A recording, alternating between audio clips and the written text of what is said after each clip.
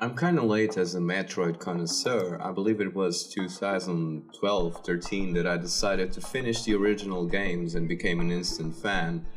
The thing with Metroid is that it has its charm even when I was a kid back in the roaring 80s. I had my NES.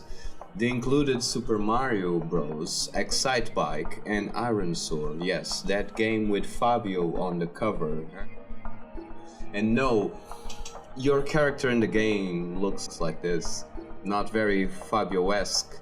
But when I got my Nintendo Power, which was included with the console, there was this article slash paid Nintendo ad for the very first Metroid.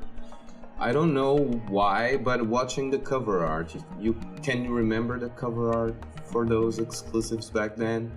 Like a character composed of 50 pixels with a black background. But there was something that fascinated me about those 50 pixels, and there were platforms and Samus was killing stuff. I guess the cover told you everything you needed to know. Samus jumped and killed animals. Seemed to be a more mature gaming experience than Mario.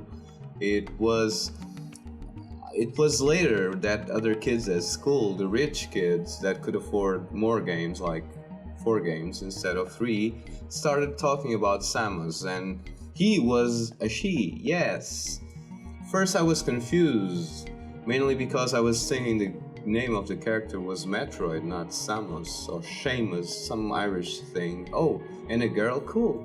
The thing is, there are a lot of publication movie companies in current year that like to say that they are producing the first female superhero game, movie, comic, etc.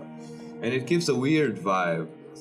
And it's also disrespectful for work done in decades past.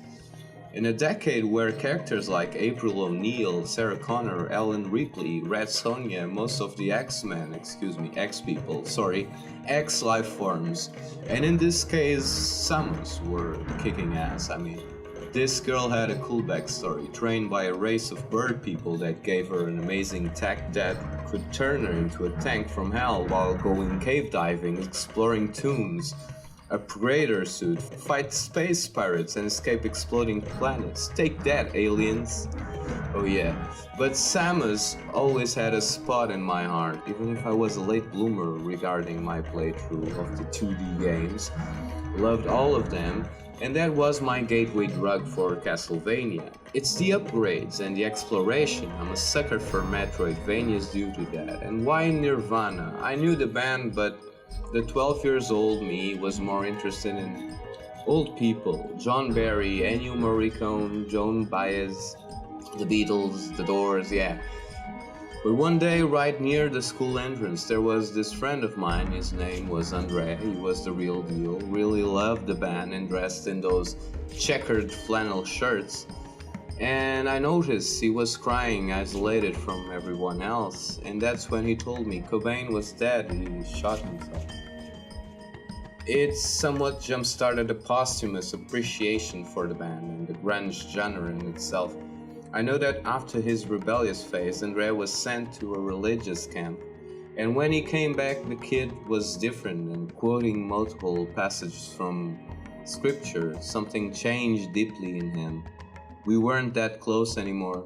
Our lives went into different pathways, but I'm deeply thankful for his friendship. Well, life is a bit like that. We get to be influenced by people that cross our paths, even if they go into a different train stop in life. They leave something behind, and Nirvana was that for me. Well, that's all I have to say today. Hope to see you soon. Click on the link 3 below if you're interested in some of this art. Thank you.